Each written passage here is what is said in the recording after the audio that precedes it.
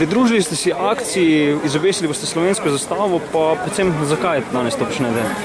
Te zastave na Wolfovi visijo že 20 let, ker je tam bila prvič 1848. leta zastava, slovenska zastava izobešena.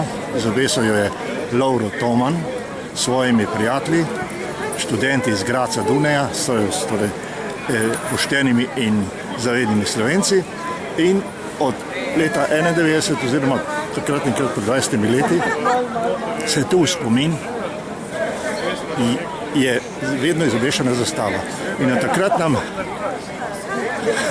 vsake 3 mesece ali pa mogoče malo manj, vsake pol leta, zdaj zadnje je pa že uspeh, že vsako leto enkrat trgajo zastave, trgajo, ne da bi jo ukradli in jo mogoče uporabili, ne vem, trgajo dol in skrunijo. Izobesili ste 2 zastavi, tisto ta levo dobro poznamo, tisto ta desno bi pa mogoče celo kdo rekel, da je zastava neke druge države, pa mogoče vi veste, da ni temu tako, pa nam pojasnite, zakaj. Veliko Slovencev tega sploh ne ve, ker ne poznajo ustavo. V ustavi v 6. členu točno piše, da ima Slovenija 2 zastave, narodno zastavo in pa državno zastavo.